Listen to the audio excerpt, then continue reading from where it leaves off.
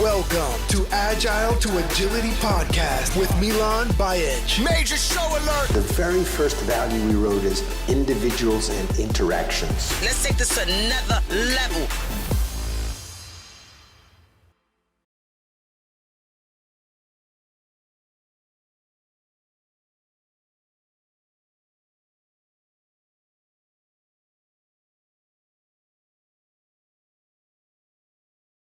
All right, so everyone, this is Gunther Verheyen. He's going to be giving our presentation this morning, and we're very happy to have him.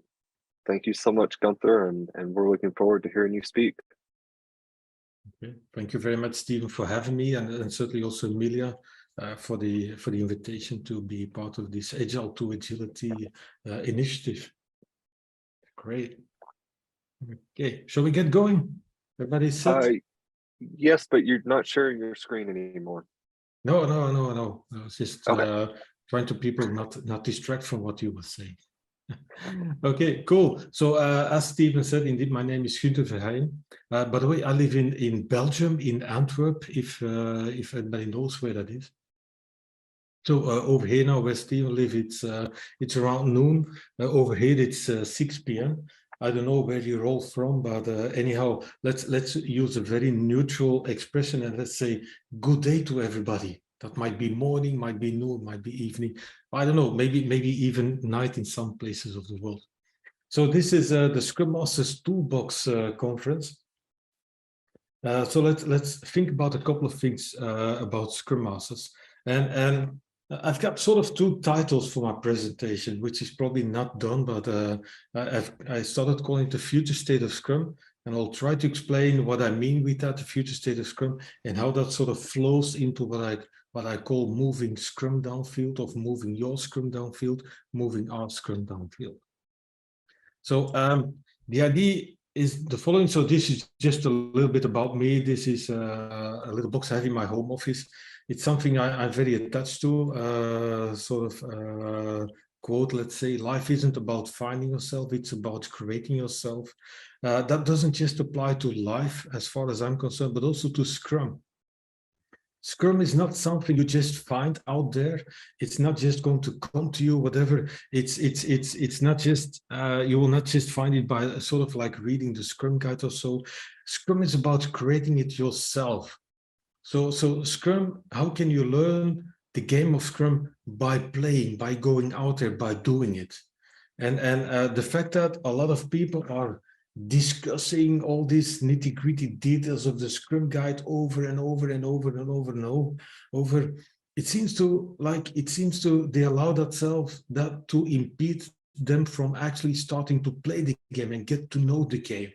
So that is for me very important. That's what I want to talk about today with all you guys, Scrum Masters. My personal belief in, let's say, the future state of Scrum is that we can also use Scrum not just as a great tool to build better products and create more excellent services, increase customer satisfaction, whatever, but it's also very important for me to use Scrum as a way to humanize the workplace. I truly believe that with Scrum, we can also humanize the workplace. And by the way, going to work in a more humane workplace is going to help us build better products. So creating better products, humanizing the workplace, they reinforce each other. That's my little belief about the future of Scrum. Now, this is a Scrum Master's Toolbox conference. So just imagine for a moment, it's not going to happen. Let's not make it happen anyhow. Imagine we would see Scrum Master as sort of a product and would have to put it out there in the market. The problem with making a product might be that somebody's going to think that they can trademark it, and then we're going to have to give guarantees and so on and so on. So we're not going to go there, but just imagine Scrum Master being a product. And we would have to brand it. We have to put it into the market. Then for me, a really important baseline amongst all of the things that a Scrum Master can be said to be accountable for, a very important baseline for me is challenging the status quo. Scrum Master is that nasty, really annoying person within the organization, asking questions, challenging things, trying to change things, provoking us, almost irritating us. But that's quite important, challenging the status quo. And that's a little bit of a noise that I have with Scrum as a movement as a whole around the world. Now, it seems like we stopped challenging the status quo. We are debating, we're fighting bashers, and there's a lot of people ranting and so on. I think as Scrum Masters or people part of the Scrum movement, let's say, we're figuring our roles. Scrum is here to stay. Be aware of that, and don't let yourself be tempted into all those annoying and distracting debates over nitty-gritty things of the Scrum. Yeah, what do you mean with that, and what if, and so on. So hypothetical scenarios and so on. No, Scrum is here to stay. Let's challenge the status quo a little bit more as Scrum Masters. And not just for our little Scrum, but together as a movement of Scrum around the world. Now, the title, The Future State of Scrum, so that's sort of the first title of my session. That comes from a little book I wrote quite a while ago, the first edition. It's called Scrum, a Pocket Guide. A subtitle is A Smart Travel Companion. I wrote the first version in 2013, updated in 2019, and a third update appeared in 2021. And the last chapter of the book is what I call The Future State of Scrum. What I believe are important challenges for us as Scrum people to address in the future and to help shape the future of Scrum. And in a way, the sad thing is, so I updated my book in 2021, and I believe those two challenges are still valid. And that is 8 years or 9 years after I wrote the first version, that those future challenges, those ways to shape the future of Scrum, it's still valid. So that starts feeling like a sort of a standstill situation, which is really, really not too great. So, and in my book, I described two main challenges. And the first one, what I call embracing the power of the possible product, which I describe as sort of two shifts or two challenges. And the first challenge is a quite important one. We are so overly focused on the rules of Scrum and how to play the game and what development should be and what practice should be in, and sort of the completeness versus the incompleteness of definition of Scrum, that I feel it's really important that we start using Scrum as a tool, that we should start focusing also on what are we achieving with Scrum, what are we doing with Scrum, what are we building with Scrum, rather than completely focusing, let's say, sort of on the engine of the machine or the engine of the car. Let's look at the direction that we're taking. Where are we going to? What are we trying to achieve? So sort of a step up for Scrum. And that then includes also that we need to shift from what I call the predicted product.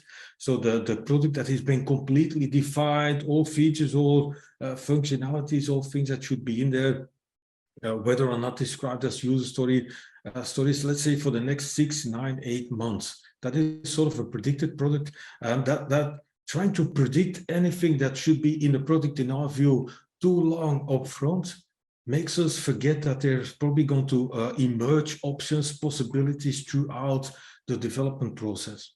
So that, for me, is still important. That's sort of also shifting or but emphasizing the role of the product on a bit more than just sort of a requirements engineer, let's say. And the next challenge I think is still valid is what I call the upstream adoption of Scrum. What are we doing as Scrum Masters to help people beyond the Scrum team, up the ladder, beside the ladder, whatever in the organization? What are we doing to help them understand Scrum and help them get more out of Scrum? Where Scrum is essentially that iterative incremental process based on empiricism. So what are we doing to help managers, leadership shift from that, again, predictive management style to a more what I call exploratory management style? It's not in the definition of Scrum, but it's really important. And why is that important for me? Because introducing Scrum, adopting Scrum in organization can only be the really first step. You know, getting more benefits out of Scrum, getting more value out of Scrum, out of the adoption of Scrum, requires us to help organizations rethink all the structures around Scrum. Procedures, governance, meetings, how people are treated, HR processes, anything, PMO types of things. So Scrum is, let's say, the engine, sort of the new operating system upon which we want to run our organizations. But you know what? Getting all of the benefits out of Scrum is only going to happen if we rethink the structures around Scrum. And it's our role as a Scrum Master to challenge those structures, to challenge those procedures for their value, for how they add or not add value, how they undermine the focus of people, how they undermine self-organization, and so on. So, and that's why we need to address those challenges. So, and that brings me from the future state of Scrum, bring me to another way of stating that. Shaping the future of Scrum, shaping the future of Scrum means finally start moving Scrum downfield. As you probably all know, we got the name of Scrum from the game of rugby, from that old paper, the new product development game, 1986. So play the game. And rather than being stuck in that Scrum, just trying to, we need to move downfield, start playing, try to score, try to achieve something, and leave that standstill. And for me, this requires 3 and potentially even 4 steps. First of all, we really have to reimagine our Scrum, or help our organizations rethink what Scrum is. And I'll come back on that. But beyond that, so introducing Scrum and now reimagining what Scrum actually is to get more benefits out of it is, like I said, only the start. Beyond that, we have to think about how could we organize for value more, and how should we start managing for value. And meanwhile, so in my view, don't forget that aspect of humanizing your workplace. And if we all start humanizing our workplaces and reimagining our Scrums, we start reimagining Scrum and humanizing workplaces around the world. It's sort of a very bottom-up thing, and we all have a role to play in that. Now, to quickly go into that, let's start with sort of the essence again. So by the beginning of the Corona crisis, that's over 2 years ago, I was a little baffled by all the things that were happening. In Belgium, we had a lockdown, like I think most parts of the rest of the world, let's say. And I was a little bit baffled by, oh my God, what is happening? And I felt, let's take this sort of time off, sort of mandatory time off, to think about things again and look back. This was 2020. Scrum had been around since 1995. Agile Manifesto 2001. Scrum has been sort of overtaking the beautiful world of software development, and even in other industries too. And I felt like this idea, it's time to start moving our Scrum and therefore Scrum as a whole downfield. I wrote a paper about it. It's the first paper. It's about sort of trying to help people look beyond the rules of Scrum, and that means the terminology and get over the fact that it's called a master. Well, it's a master of Scrum. It's not a master of people. Let's get over the fact that they call it an owner because it's an owner of the product. And so let's get over those types of discussion. And I started with my paper. That was a while before the latest update of the Scrum Guide, by the way. And I used the definition of Scrum that's on the screen, a simple framework that enables people to derive value from complex challenges. And I couldn't make it, my definition, even more simple, but because I already feel it's sort of on the edge of being overly complicated, actually, because I wanted 4 aspects to be in my definition. First of all, the fact that the simplicity of Scrum, the simple set of rules, are essential. That simplicity is essential to tackle complex challenges. As we all know, software development is the complex challenge where Scrum took root and where it evolved from. In the meantime, it's being applied in a lot of other industries too. But it's about complexity. And tackling complexity with complexity is not going to work. It's going to make things work worse. So we need that simplicity of Scrum. But also the fact it's about people. Scrum is a tool that enables people, that supports people. In what? Because people, human beings, no robots, not resources, not replaceable pieces of machinery. We are people, human beings. We've got a mood, we've got a sense of humor, we've got personal lives as well. So it's about enabling people. So it's Scrum should support people in doing a great job. So in that sense, Scrum is for me, as what I said also in my book, Scrum is more about behavior than it is about process. Because with Scrum, we create a framework literally within which people are going to interact, collaborate, work together, find out stuff together, explore, and so on. It's about people.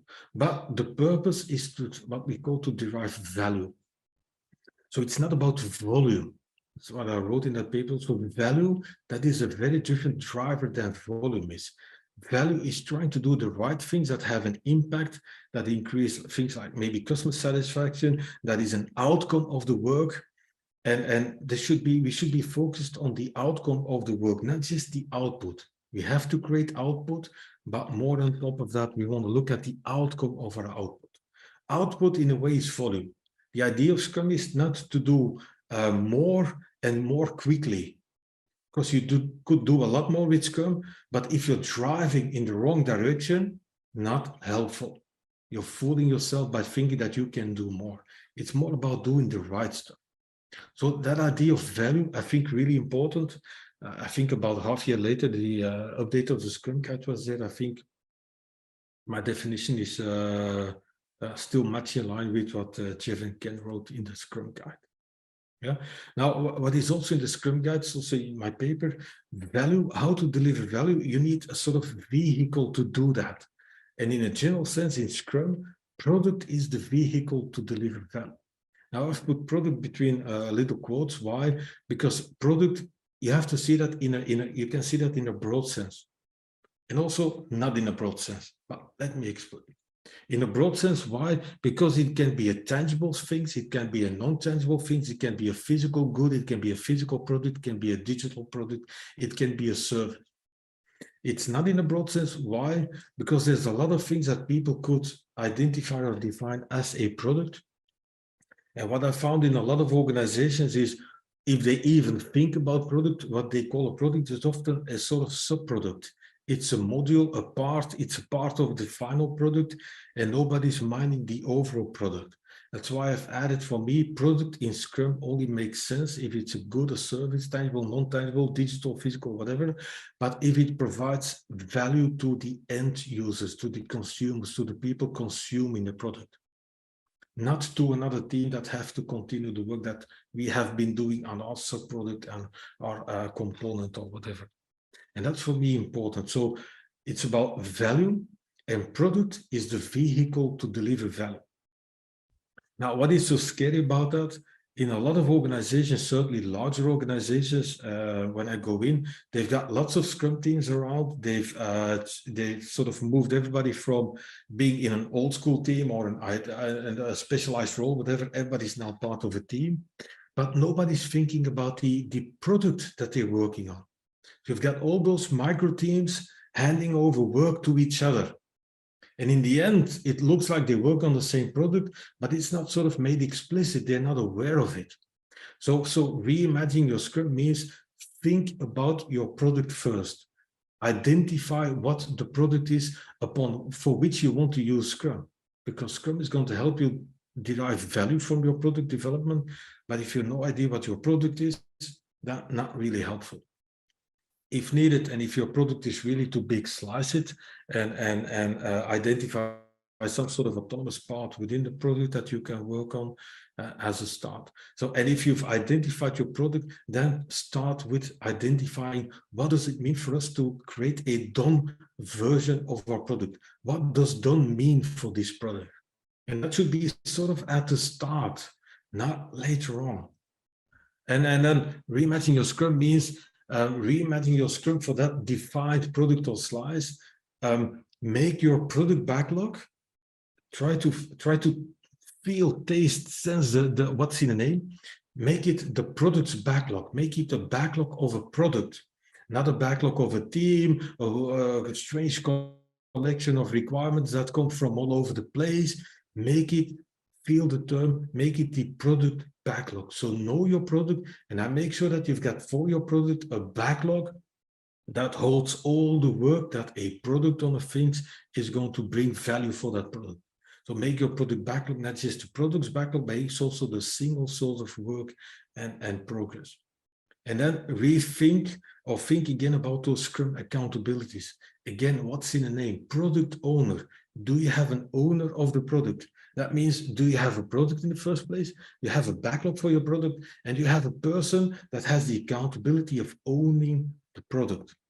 Okay? And then think about team composition. Are your teams optimally formed so that they can optimally serve that identified product or that identified product slice? So think about it. And that is for me really, really important. And then please facilitate those teams, those Scrum teams, those people doing development, facilitating, help them, make sure that they can work in a context, that they have tools, access to systems, that they have autonomy, that they can make decisions, that they can organize their work in sprints, that they're not distracted all the time, dragged to external meetings, and things are not valuable for their work anyhow. So facilitate them so that they can finally start delivering. That's old term from Scrum. I don't know how long you guys been in Scrum. So it's got tasty sashimi releases of your product regularly, a lot. So adopting Scrum, I'm afraid that a lot of organizations have to rethink their Scrum, reimagine their Scrum first by knowing what is the product that we have, and then organizing the Scrum in a way that they can optimally serve their product, in the sense of trying to bring value to the consumers of the product. But it doesn't stop there. Remember, value. Purpose is value, not volume, not just doing blindly more, but doing the right stuff, the things that take you in the right direction, that have the best possible impact, that annoy your competitors, that delight your consumers, that bring a lot of money to the company, in a way of working that also excites the teams that are involved in the work, so humanizing the workplace. And it requires, again, simplicity, 3 things. You can arm for value. What does it mean, arm? Anticipate, assume value by ordering the product backlog for value. Importance, what is most important? Reorder all the time, rethink every sprint again. What is the most important work that we have to do now in order to hopefully achieve or deliver or bring the most value? So do something with value on your product backlog. Value might be in the ordering of your product backlog. You might create an attribute for product backlog items, where product backlog items no longer are estimated only in effort, in an amount of work, or in the cost involved, but also estimated for assumed value, so that a product owner can make a balance between effort and value. And value is absolutely missing in a lot of product backlogs when I go out there and work with teams. So, but putting value, assuming value on your product backlog items, that's only a first step. It's literally an assumption of value. You can't really know unless you actually release the increments, which is the output of your work, release the increment, put it out there in the market, put it into the hands of the consumers. And even that is not enough, because putting it into the hands of consumers is not enough, in the sense that you need feedback. In that sense, you want to measure, you want to capture feedback from the actual usage of the product or the product version of the increment in the market by the consumer base. You want to measure that. So anticipate or assume value. By the way, luckily they're both starting with an A, so I don't have to ruin my little abbreviation there, let's say. So anticipate value on your product backlog. Via an attribute, via the clearly ordering your product backlog for importance and value, release, but also don't forget to measure. And that is in a way exploratory management of value. Sprint after sprint, increment after increment, measuring the outcome. Because measuring what you do is the outcome, the impact that you have with your increment on the market, in terms of user satisfaction, user happiness, market share, revenues coming back to the company, annoying customers, customer retention might be attracting new customers. That is impact, that is the outcome of the work. And that's important. But in that sense, important exploratory management rather than predictive management. In exploratory management, such measurements, that is, you'll probably recognize it in a lot of companies, they like to call them KPIs. And KPIs, the word says key performance indicators. It's an indication of a situation But unfortunately, in most organizations, they are not used as indicators, but they are targets. They are set as targets. Don't forget that in an exploratory management style, where it's all about complexity, uncertainty, and not being able to predict how the world would look like next month, in 3 months' time, in 6 months' time, and next year. It's not about such targets. You want to use measurements to have a real, honest indication of the situation, whether that's good or bad. So it's not about appreciation. A measurement can tell you, oh my God, we hoped that we would increase customer satisfaction. We hope that we would increase our revenue, and it's not happening. Then by all means, you really want to know that it is not happening, and not fool yourself by pretending as if it's happening, although, like, everybody knows it's not happening. So don't treat them as targets. And in an evolving world, think more in terms of trends than in terms of singular data points. So capturing a measurement once is not good enough. You want to keep doing that. And in that sense, in a way, you're adding a sort of feedback loop on top of your Scrum zone. So you've rebooted your Scrum zone, you've reimagined your Scrum, you now know what the product is, you've got clear accountabilities in place, you've got a real owner of the product, a real backlog of the product, and then teams delivering sashimi releases of the product. You want to release and measure. And what you want to release is outcome, impact, in that sense, value. That might require you to think about, what do we mean with value? What is value for us? At some point in time, value might just be learning, might just be market share. At probably a later point of time in the product, it's going to be about real revenues or profits and financial benefits. So think about what is value for us. That's also an invitation by presenting this. Yeah, and then facilitate the Scrum zone, like I said before. Facilitate them, try to help them improve their ability to deliver value by helping them think about their skills and knowledge they have, the practices that they use, the tools that they have, the access to systems that they have, the standards they apply, and so on. Yeah? So it's about adding a feedback loop on top of your Scrum. Scrum simplicity, organizing your work in sprints, and adding a feedback loop on top of that, because as you know, a sprint already has sort of two feedback loops: a sprint itself and the little feedback loop that we call a daily Scrum. Yeah? And that is important. And what is so important about those trends, and that's also why it's an additional feedback loop, it's about feedback loop. You want to close that feedback loop regularly. So that means anticipate, assume value on your product backlog, release regularly, measure the outcome, the impact. Honestly, that relates a lot to the transparency that we need for empiricism. You want full transparency over your measurements, but do that again and again and again. It might be, even if you're really very sophisticated in doing Scrum, you might have released within a sprint, so that in a way you could also talk about outcome and impact already at the sprint review. And then it's sort of connected or tied into that cycle that we call a sprint.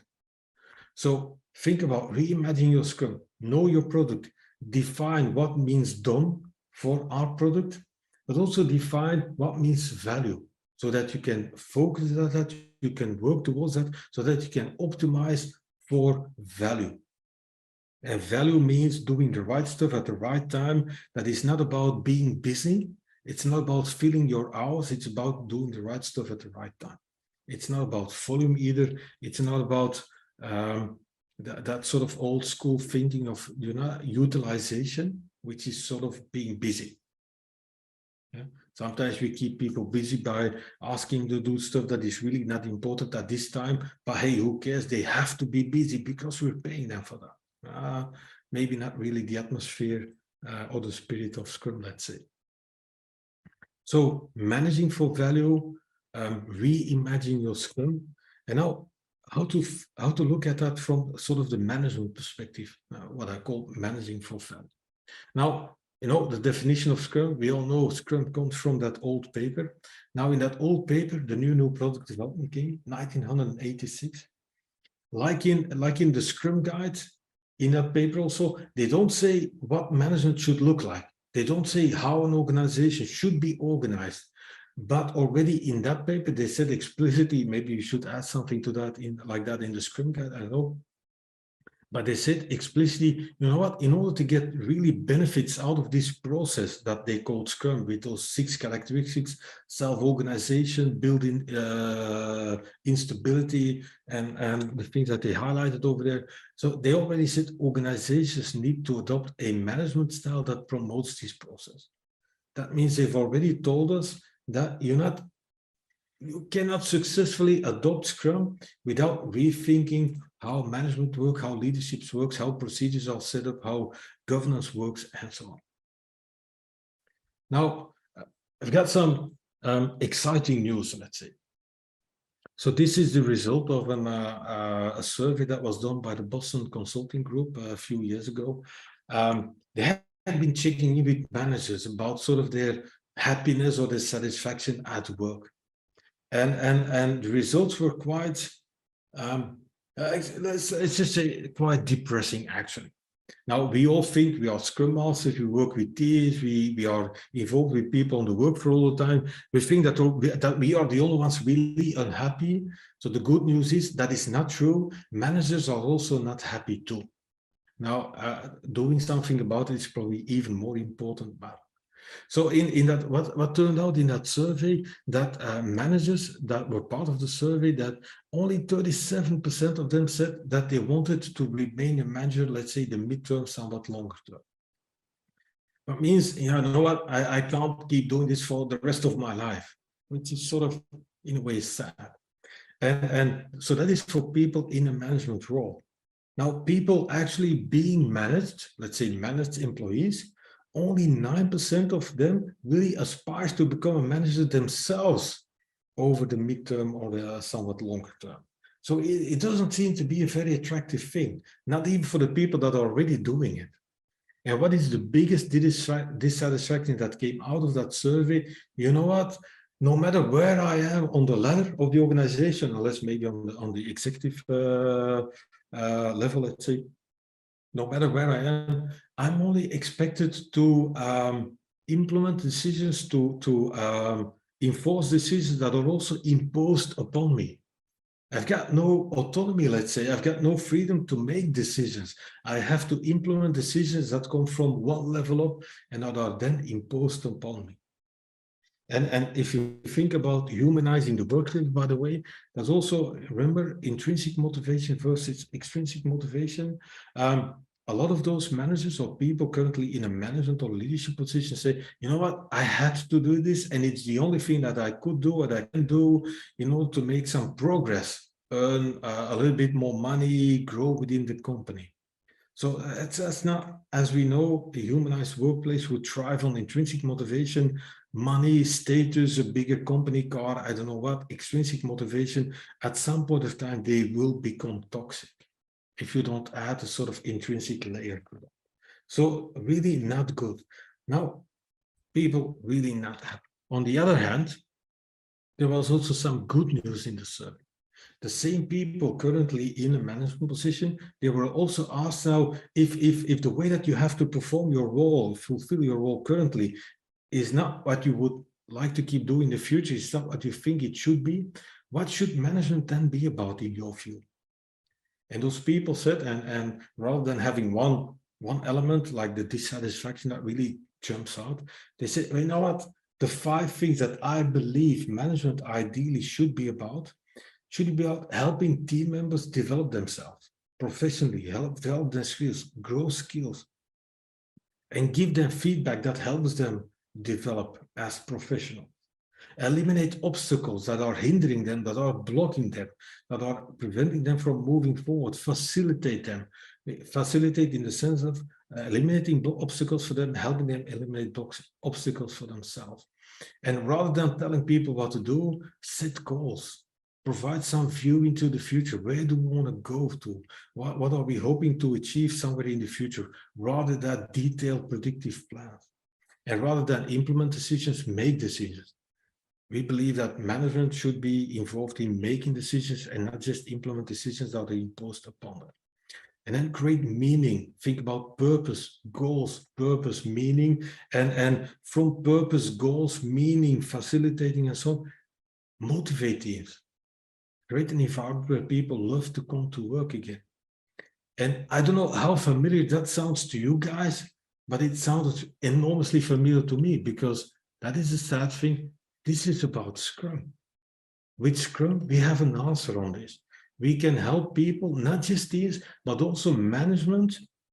We can help them shape a better future for their organizations, and go over that sort of outgrow that deeply ingrained unhappiness that lives in organizations throughout all layers. And that means it's about another old sentence that we like to use a long time ago, Scrum, moving authority down the line. Rather than having all those layers imposing decisions upon the layer under them, let's help organizations move authority down the line, increase the simplicity of their organization. In that sense, it starts with those 3 accountabilities we have in Scrum.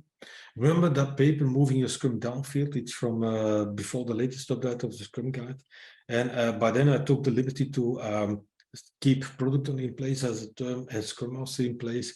And then looking back at the sports analogy, Scrum Rugby, where we get the name from, I said, let's call the people that are doing the work, it used to be called the development team, let's call them the Scrum team. It's now called developers, by the way, in the Scrum Guide. And I've called it team of developers. Yeah? So we've got a product owner, and they all do a part of management. So it's not like in Scrum, management is not a dirty word, but maybe exerting power is not really what we want. Facilitating, helping, coaching, and so on. So we've got a product owner managing the product, managing the what of the product. What are we going to do? What is most important? We've got a Scrum team or developers or team of developers managing their own work within the sprint. Managing how are we doing this work? How are we getting the implementation done? What sort of work do we need to do for that? What practices do we apply, all against that definition of done, following the priorities as we agreed with the product owner for this sprint? So in that sense, bringing the what and how together across product owner and Scrum team or developers.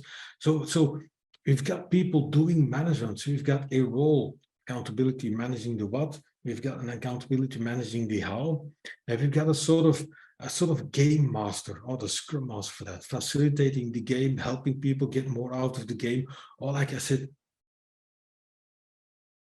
challenging the status quo. In that sense, managing the environment, making sure that an environment emerges where people love to come to work and where people enact Scrum more and more and more. And as those 3 accountabilities get to know each other better and think about reimagining your Scrum, they are now working towards a clearly or on a clearly defined product with a clearly defined product backlog, with the idea of trying to generate assumed value at least sprint after sprint after sprint. They've potentially reorganized team composition for that. As they start to get to know each other better and better and better, they also grow better relationships with the people beyond the Scrum team. Yeah? And 2 very important parties that they get to work with is what I would call stakeholders. Stakeholders, what I like to see as people within the organization, having really a stake in the product, not just in the work, not in the tasks, the activities that the team does, but in the product, in the result. And what do they do in a context, in the world of Scrum stakeholders? They provide feedback input to the product owner, to the developers, to the Scrum team, with regards to potentially strategic direction of the company, information about the competition, what other organizations are doing. They provide feedback and input rather than imposing decisions on the team or on the product owner or whatever.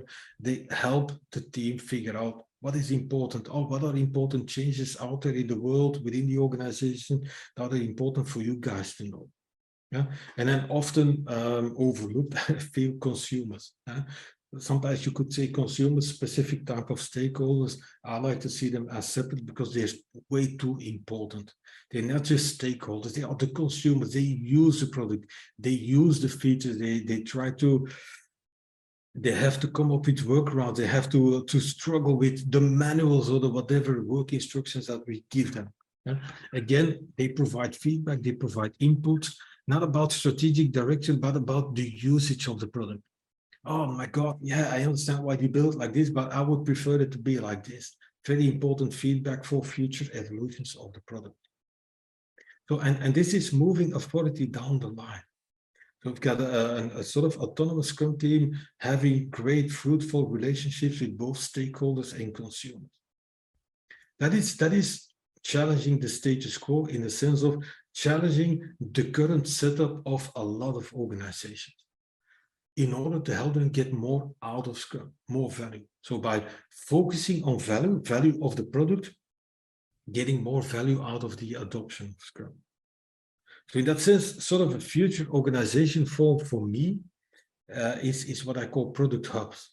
So by implementing this, focusing on the product, defining the product, and then setting up teams to better manage the product or deliver the product. But at the heart of all of this is a product, delivering end-to-end features to end user or consumer. The product has an owner. So the product owner is at the heart of the product hub. In that sense, I think a long time ago we called it the mini CEO. I think I would call the product owner the product CEO. That is just sort of a synonym to product owner, right? The owner of the product. So the product owner is at the heart of the product hub, not owning the company, but owning the product. And for a product, there's a lot of things that need to happen. You've got sales aspects, financial things that need to happen, marketing, branding, communication. You have to think about strategy. You have to think about market analysis, competitive analysis, new ideas, and so on. Product also has to be delivered. So the minimal purpose of Scrum, and that's often a good way to start, is to organize your product delivery with Scrum. By those, what I've called Scrum teams, what is now called developers in the new Scrum Guide, what we used to call development teams. So we've got a product owner, we've got delivery of the product versions via increments, and then all those other aspects. In all those other aspects, let's call them in general product management, the product owner is at least highly involved. In that sense, the product owner is not going to do all of that work, sales, marketing, branding, but is probably going to have to be involved in some way. In that sense, that the product owner becomes a bridge between the delivery of the product by the Scrum teams and product management. In that sense, trying to bring information from product management into the Scrum teams via the product backlog probably also, but also bring information from the actual progress of delivery of development and feed that back to the organization within the product hub to sales, marketing people, and so on. So connecting those worlds. You could use Scrum to also organize all those other processes. For me, that's not even a must. Use Scrum where it's really beneficial. I'm not saying that you have to use sprints to organize marketing. I'm not saying you have to use sprints to organize your sales processes. Might not be useful. But for the delivery of a product in a highly complex, uncertain world, please do. And then within the organization, you can have stakeholders. You can have subject matter experts. You can use them for feedback, input, certain types of information that are useful, but it doesn't change the fact that basically the product versions via increments are being created, delivered by Scrum team, having product owner, having Scrum teams or development teams or teams of developers. And that whole thing is facilitated by what we call that Scrum Master. Sort of a game master, bring those people together.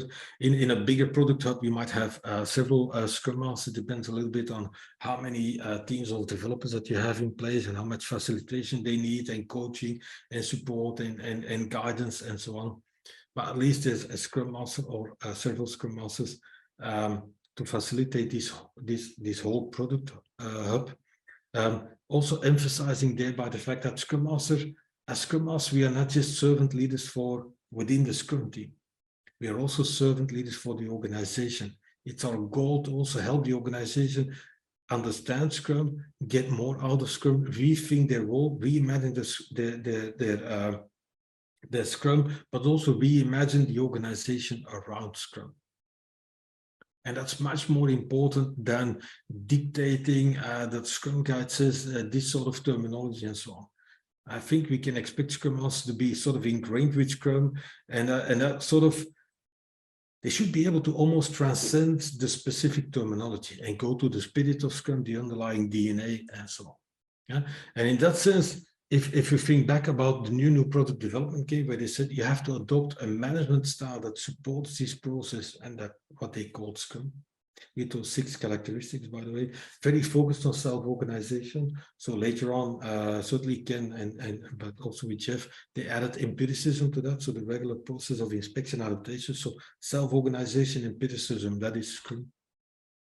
But in that paper, they already said, you know what, the idea of such a team or a construction of a team developing a product is that, and I've called that a product hub, is that they operate like a startup. They set their own agenda, they define their own agenda, they define their own work, they take their own initiatives. And the role of management and leadership, everybody around that, in my case, product or part or around the Scrum team, they act more like an investor. They do not intervene on a daily basis. They do not intervene in the tasks and the activities and so on, but they provide guidance, they provide money, funding, and moral support at the outset. For me, that might be at a review, coming to the review, checking in, what do you need more, where do you need support? That is that facilitation that I talked about. Yeah. So and that is that management style. So moving authority down the line. And in that sense, leadership becomes a quality of a lot of people and a lot of accountabilities, and not just some hyper assertive individual shouting the loudest and being the harshest and the most annoying or irritating, you know, that seagull type of manager coming in, shitting all over the place and flying back out. Not really helpful. In that sense, there's a lot of management happening in Scrum. So it's not just management managing in Scrum. The Scrum teams or development teams or teams of development, they manage product owner, manage in a way the Scrum Master manages too, in a way that's acting as a manager, but you're just not trying to control people. You're trying to create an environment in which people can rise and find their intrinsic motivation again. And that is for me so important. Why is that? Because what I see with a lot of organizations, they've got this old, you know, pyramid structure in place, layers and so on. And used to have like a lot of individuals, let's say on the work floor, spread all over the place and running around like what I like to call headless chickens often, not really connected to each other, not really have shared objectives and so on. And it seems that a lot of organizations think, you know what, if we combine those individuals all into teams, now we're going to towards let's say some sort of paradise. That is not happening. If you think that more agile teams is enough to create a more agile organization, think again. It's not going to happen. You have to rethink the structures around Scrum. Because in the end, overall, those structures are still rigid. They are fixed, they are difficult to change. You now just have micro teams running around like headless chickens rather than individuals. It's not going to help. What you want to do is to and that it is for me moving Scrum forward. Think about the product, define the product, organize your Scrum that you ultimately serve your product with a product owner, teams of developers or Scrum teams and Scrum Masters, potentially going towards a product hub so that you over time, step by step by step, product by product by product, that you change the overall structure of the organization from the rigid pyramid structure into a flexible, what for me an agile structure is, of a combination, a networked structure of product hubs, where a product hub can grow, it can shrink, it can disappear, a new product hub can start up if a new product is more useful. And again, leadership is a distributed quality. And what holds those things together, what defines sort of the network structure is purpose of the organization. What are we trying to achieve? Why are we doing this? Why do we even exist as an organization? Will you still have what we now call management and leadership? Obviously, but again, it's more like a facilitating role towards those product hubs, sort of the glue that keeps them all together. And that is what I'm missing. That is why I'm sort of my call to action. Let's start moving Scrum downfield.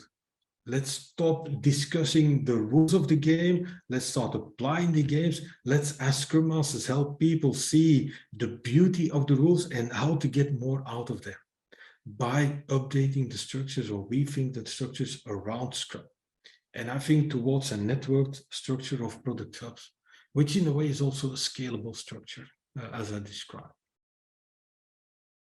That's sort of my message. And so in that sense, it's also a sort of a call for help. I started by referring to my little book, my Scrum Pocket Guide. And I've got this chapter, The Future State of Scrum. And by the end of that chapter, I have this quote. And I said, and I still truly believe that. But it needs us stepping up. Because I said the future state of Scrum will no longer be called Scrum. Because what we now call Scrum will have become the norm, the standard way of working. And that is happening. Scrum is all over the place. Yeah? We can help people get more out of Scrum by reimagining the Scrum. We can help people get even more out of that by helping organizations remerge their structures or remerge as a whole around Scrum. By rethinking procedures, governance, PMOs, types of things that are not really helpful, by helping people see how management in Scrum works, but it's not purely hierarchical, but it's a distributed, let's say, activity. So I'm keeping this in my book. I truly believe we are moving towards that, not as fast as I think we should or we could, but I still think we can do that. But I think we need to kick some asses to really start doing this. So Scrum Masters, please pick up that thing, challenging the status quo. Kick some asses within your organization. The only limit to that is without getting fired, because that's not helpful either. So please keep learning, keep that openness, keep that eagerness to learn, to improve. Transfer that eagerness that you have on other people. Help them to do more too.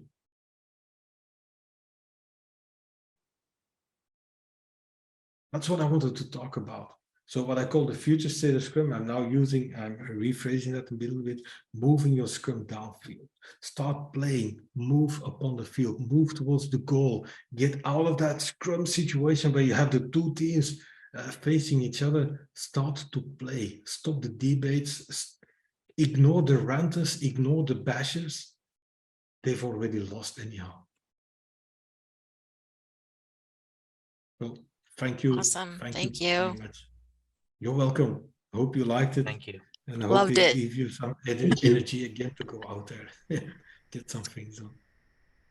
Go kick some ass. It's very relatable. Yeah, okay. Yeah, because I feel this is sort of the current status quo.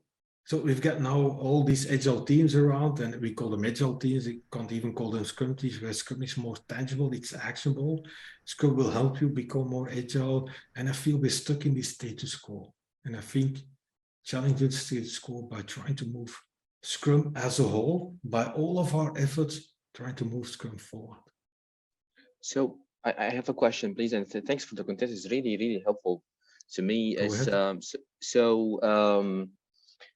I have dealt actually with many managers and organizations during my career, and I was really hoping to see this kind of managers, in software that dealing with the mindset we are talking about here. But somehow I didn't find that at all so far.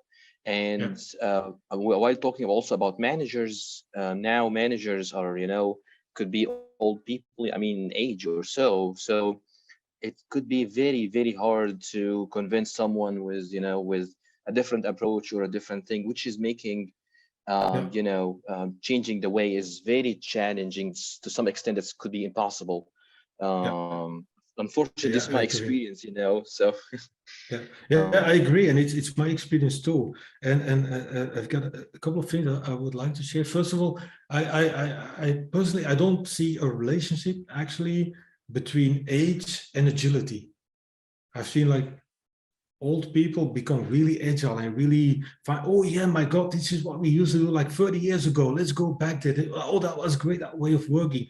I've seen young people totally into bureaucracy and so on. So for me, there's not really a tight relationship between age and agility, let's say, but I agree with your finding. And the difficulty I think that we're facing as Scrum people is the following.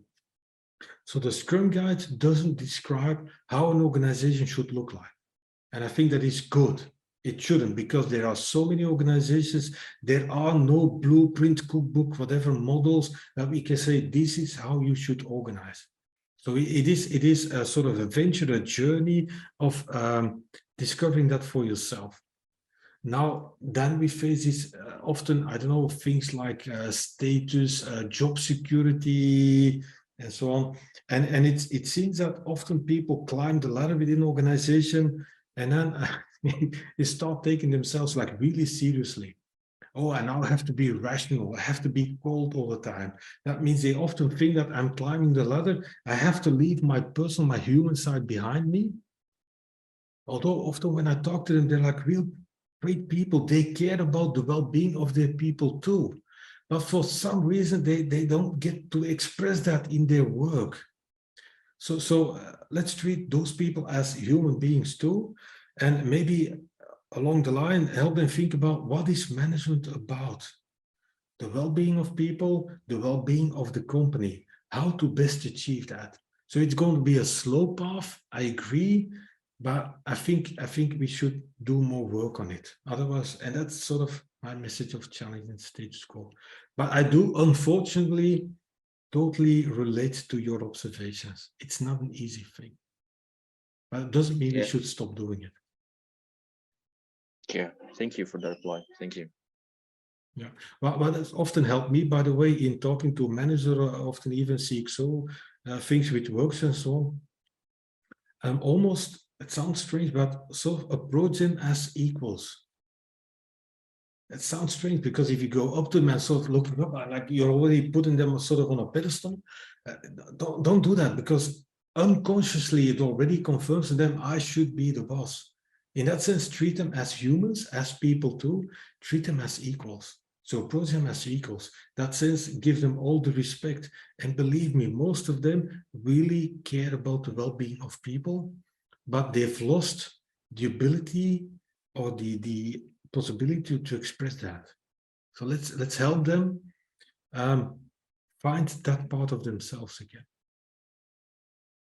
That's, by the way, also sort of an attitude problem I often see when people go in for Scrum. A lot of managers, certainly middle managers, they think, oh my God, we're going to do Scrum. And Scrum has this sort of image around the world, this idea that, oh, that means eliminating management. So when I go to work with an organization, I always do it from the stance, I'm not here to eliminate your job.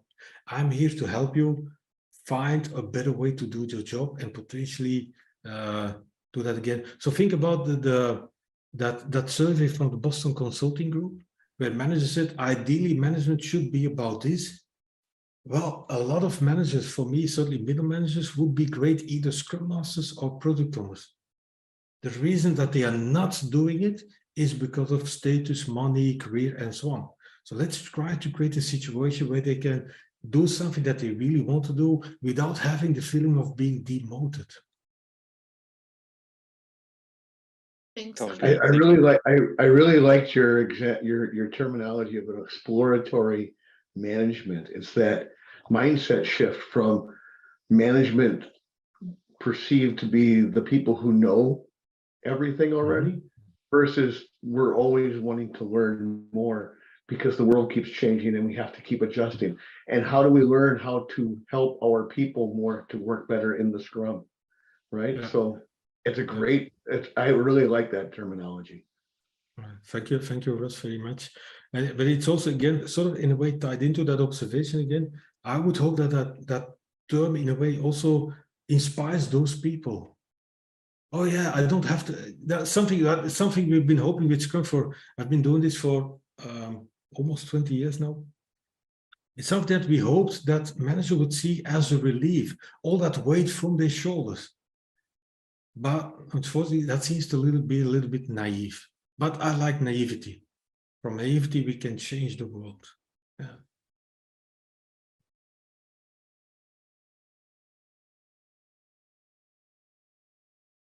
Okay, great. I'm not really having looking on the clock. I am, but I don't know. I think we have about go 15 minutes left. Are there any more questions? Not so much a question, just a comment. I found that typically it's coming and discussing with people in their language as well. Sometimes some of the resistance you get is because they're not familiar with kind of either some of the language or some of the concepts. It's not necessarily that they're opposed to the change.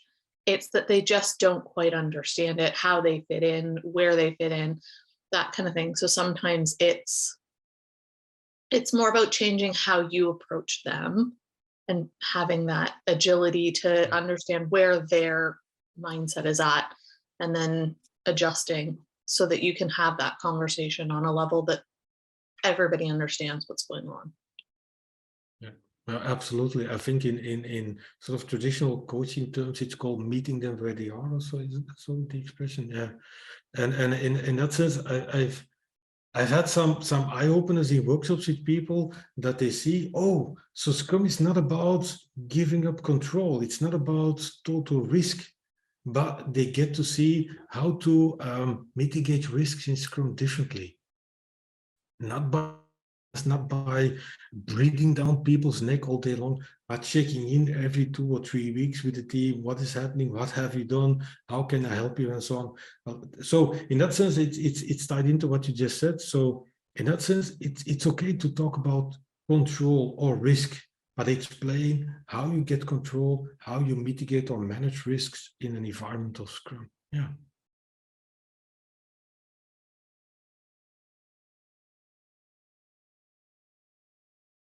Right. If you have more questions, by the way, I believe you can just speak up.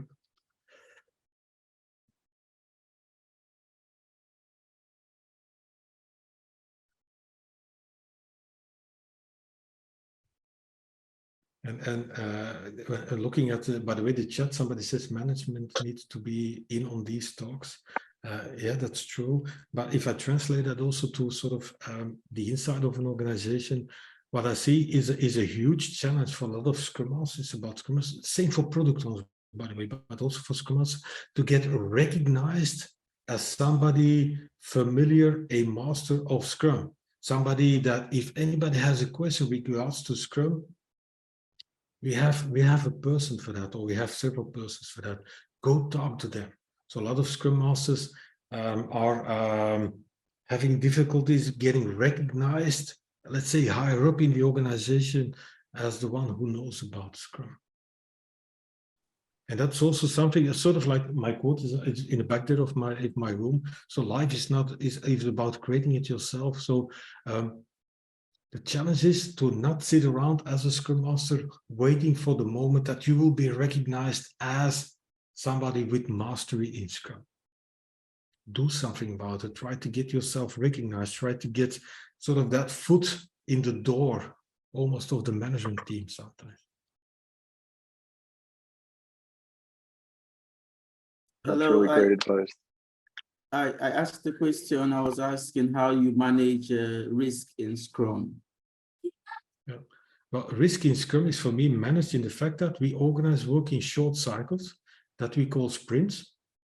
That's one thing. So it's not 6 months of work where that 6 months is a huge black box.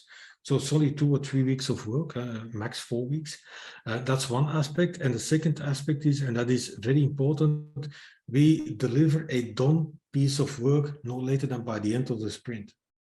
That means that piece of work is done in the sense there's no open remaining work that we have no idea who's going to do it by when and how much time is it going to take, because that ruins our idea of progress.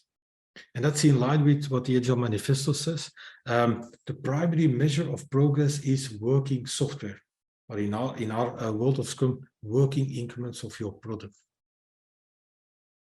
And that requires thinking in terms of the product, defining done, and then organizing your Scrum with the practices and the capabilities and the people and the skills and the expertise to be able to actually deliver those sashimi releases of your product. A done increment that has no open, unknown work in it. That is how you mitigate risk in Scrum. Essentially beyond all of the other things.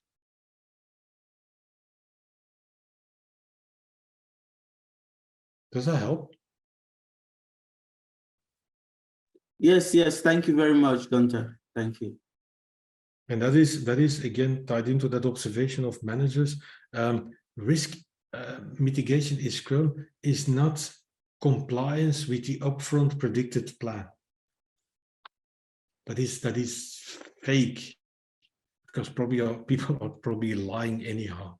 No, it's actually observing a working piece of product by the end of 2 or 3 weeks of work so that you can judge it, assess it, and that even more, it's about feedback, giving feedback on what you appreciate, not appreciate, what you would like to do differently. And that is for me also the essence of agility.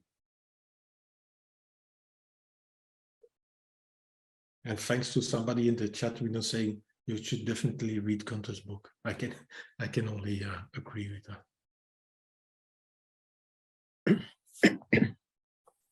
I have a question, if you don't mind.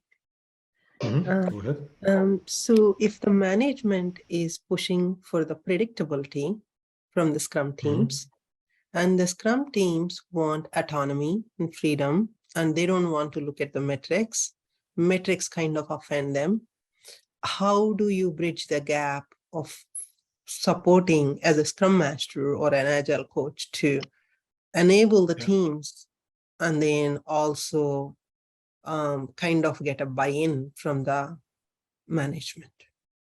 Yeah, so and you've used the perfect expression, it's bridging that gap, meaning it's not the one, it's not the other. An autonomous team is brilliant, but it's not, the autonomy shouldn't lead to a situation where they think they should not tie into company strategies and company direction. So it's indeed about bridging that gap.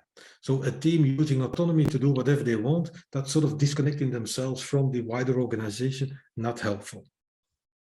And the same in the other direction.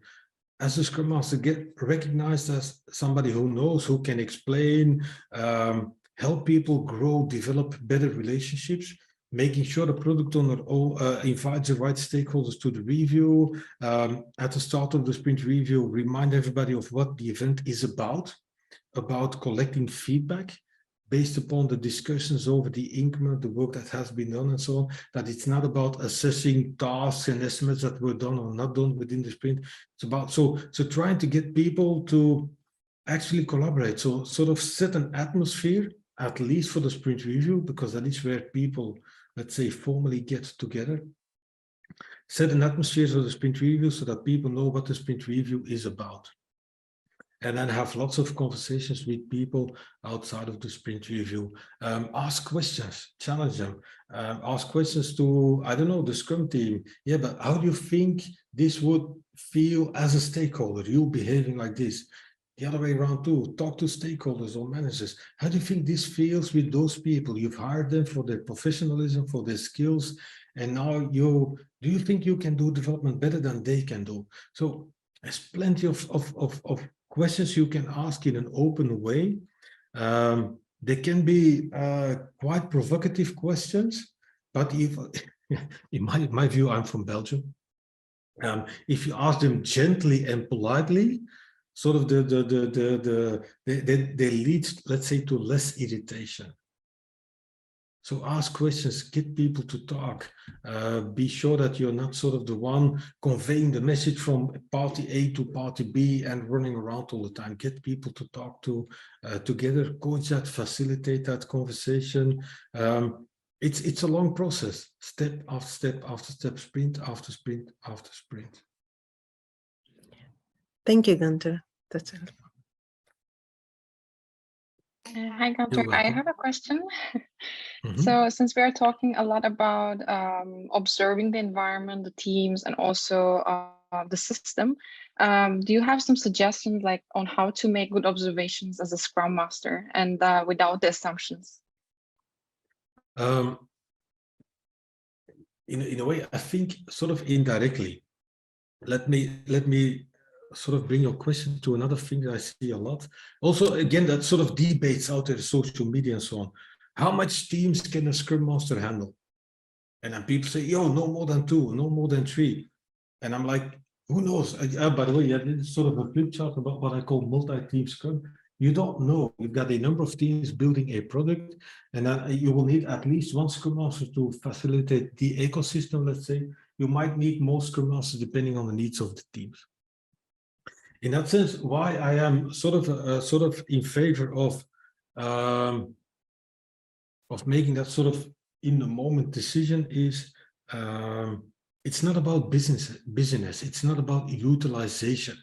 The reason why I see some organizations goes towards 1 Scrum Master that has to manage or handle or facilitate whatever multiple teams, because it's about utilization.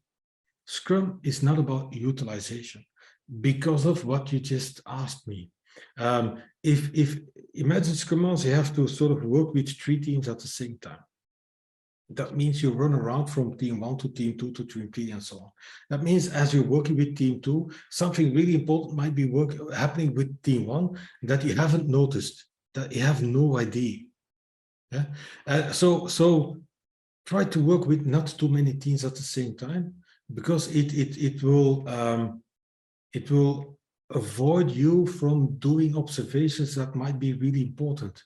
If you have no idea about what happened throughout the sprint, how are you going to make sure that those topics surface at the sprint retrospective, which is a very important event for a Scrum Master? If you have no idea what happened. So, and there's another book that I've helped write, edited a few years ago. It's called 97 Things Every Scrum Practitioner Should Know. And one of the 2 guys from Les, Bas Vodden, he wrote a beautiful article, and we were working on it together, and we came up with a title that said, actively doing nothing is actually hard work. So that means part of a Scrum Master's role is actually to observe, sit back, not intervene, but still be connected to the events that are happening, all of the things that are happening, absorb them, digest them, keep them in mind somewhere, keep a little note of them, things that you want to potentially talk about, at least at the retrospective. As long as things don't get out of hand too much, you want to keep them for the retrospective. But if you're not available with the team, even when you really don't have to really do something, you don't know what's happening. That's sort of the utilization trap. Mm-hmm. Thank you so being much. present, and what I've called at some point in time, you know, people often abuse this thing of self-organization and autonomy to say, yeah, that means that the Scrum Master must become obsolete at some point of time, which is a silly interpretation. Self-organization happens within boundaries. One of the boundaries is the rules of Scrum, the way of organizing, and one of sort of the people guarding the boundaries is a Scrum Master. Yeah? So what I described as the ultimate purpose of a Scrum Master is to become invisibly present. You're still there, but maybe people don't even notice you. And still, what my experience is very important, just the fact that you're there often is very comforting to people. So try to become invisibly present. Those are the most beautiful moments as a Scrum Master, I believe. Yeah, I got your points. Thank you so much. And maybe one more point, since we are all working in a hybrid environment now, like most of us working remotely, and then it became even more challenging to observe the environment because we are not there 100% with them. So any tips about that part? Yeah, how to call that? Multimedia communication channels. Try to get the team think about how to simulate rather than working on site together all the time, try to create a sort of simulation of that situation anyhow, using media, modern media. In a hybrid situation, complexity is even a little bit higher than working face-to-face in a room together. That means you need more empiricism, more regular inspection, adaptation, potentially. Probably more than just the daily Scrum. All right, thank Think about that. Yeah, nice reflection point. Thanks a lot. I had a quick question. Sorry. Just wanted to know, I have heard different perspective from different people who should be participant of retrospective. So whom do we think? In my understanding experience, mostly the Scrum team, but everywhere I go and I've worked with different organizations, different teams, Scrum team, does it really include the product owner, product manager, or it's just the development team that is the Scrum team that are there in the retrospective? So thoughts? Yeah. Let me give you a very clear and then afterwards a much more unclear answer. The clear answer is indeed the Scrum team, meaning the product owner, the Scrum Master, and the developers. Okay. That is the minimal requirement. Okay. Because they are the ones doing the work. They are working together. They are accountable for those increments, those valuables, those increments. They have to figure out how to work together. It's more like looking at what I call that engine of the car. They have to tune the engine so that they can work better together. That is the minimal thing. You can stay with that. And that is indeed like somebody says in the chat, according to Scrum, you've got the Scrum Guide, it's a Scrum team, product owner, developers, and the Scrum Master. The retrospective is for the Scrum team. The more unclear answer is that, for me, that is sort of the minimal definition. So for me, the Scrum Guide defines who has to be there, who must be there. The developers, product owner, and the Scrum Master. If you're working in an organization that is really starting to get Scrum, that embraces transparency, then in a way the Scrum team might allow other people to be at the retrospective too. Why not? That could even also happen for the daily Scrum, but only if it doesn't change the atmosphere, the spirit of the event. If it doesn't reduce the honesty, if it doesn't take away the ability, the courage of people to speak up honestly. So you want to keep transparency totally at the max level. If it then works to have also other people at any of the events, why not? But start with Scrum team and grow from there. All right, everyone. Thank you. That's the end of this, and we're a little late for our break. Thank you, Gunther. Thank you so much. That was a wonderful presentation. And thank you all for being here. Yeah. Oh, go ahead. I'm sorry. No. I was just thanking people. I can thank people all evening long, by the way. Yes, Gunther's wonderful. Thank you so much. We're going to take a brief 15-minute break, and we'll be back for a panel discussion. Okay, cool. Bye-bye, everybody.